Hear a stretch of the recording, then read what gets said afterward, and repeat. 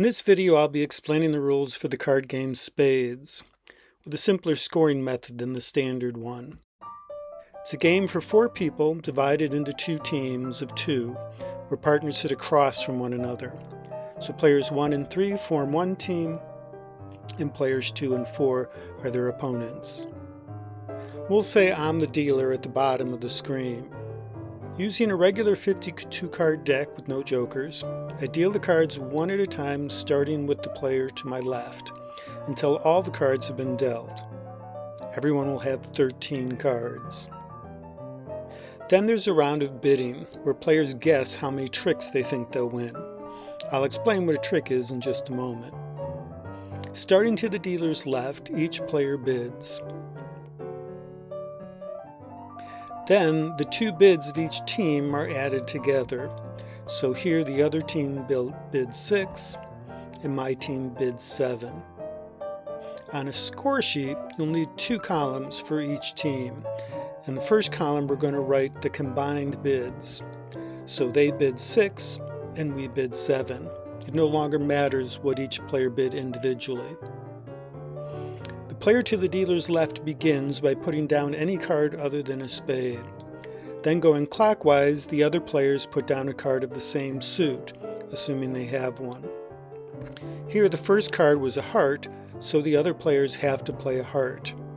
These 4 cards together are called a trick.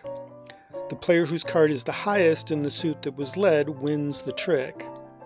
However, when a player doesn't have a card in the suit that was led, then he can play any card of any other suit. And if they play a spade, then even a low-ranking spade will beat any heart, diamond, or club. In this case, though, there are no spades, so the ace of hearts wins. When players win a trick, they have to lead or play the first card of the next trick.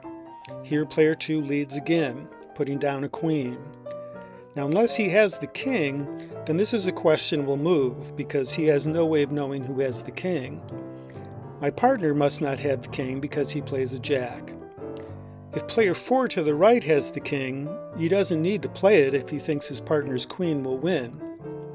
Remember, all that matters is how many combined tricks a team wins. So he plays a 9. Now, as it turns out, I'm out of hearts, so I can play a spade and win the trick, and will lead or play the first card of the next trick. Once someone plays a spade who didn't have a card in the suit that was led, then from that point on, anyone can lead with a spade, or play a spade as the first card of a trick. Now that my partner knows I'm out of hearts, he'll want to lead with a heart if he gets the chance, hoping that I'll win the trick with a spade. The 2 players on the other team should avoid leading with a heart, now that they know I don't have any. The game continues like this until no one has any cards left and all 13 tricks have been played. Let's see how they did. The other team bid 6 and won 8 tricks. So they get 1 point for each trick they bid, minus a point for every trick they went over. So that's 6 minus 2 equals 4. Now on the score sheet, I can write down that they earned 4 points. We bid 7 and won 5 tricks. Since we didn't make our bid, we get 0 points, which I write down on the score sheet. So you can see it's better to win a few more tricks than you bid, rather than a few less than you bid. For the next hand, the player to the dealer's left becomes the new dealer. So in this case, my partner will now be the first to bid and will play the first card of the first trick.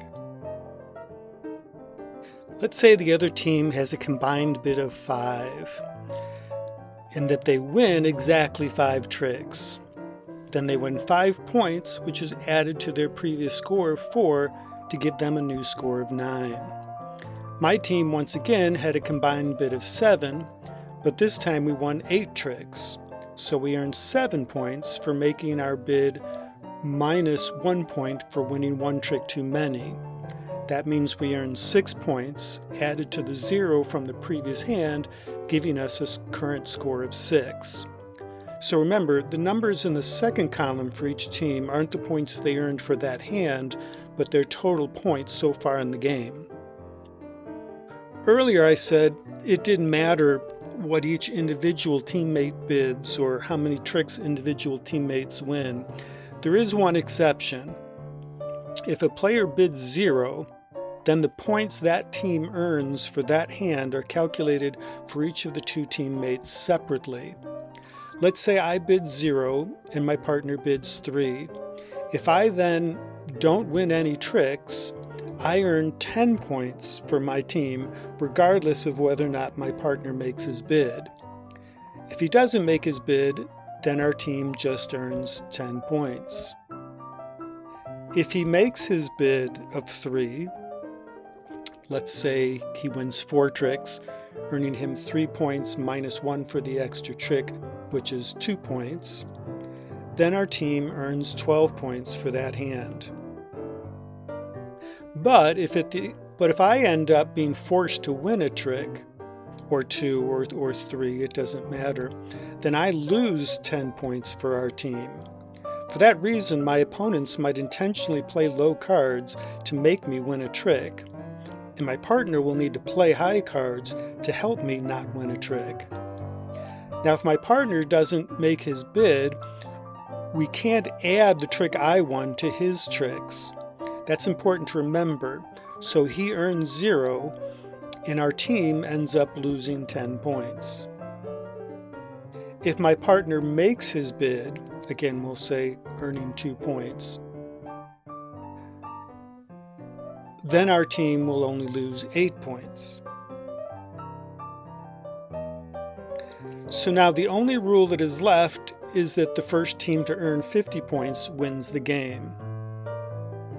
I hope this video was helpful, and I hope that you'll have fun playing spades with my simplified scoring method.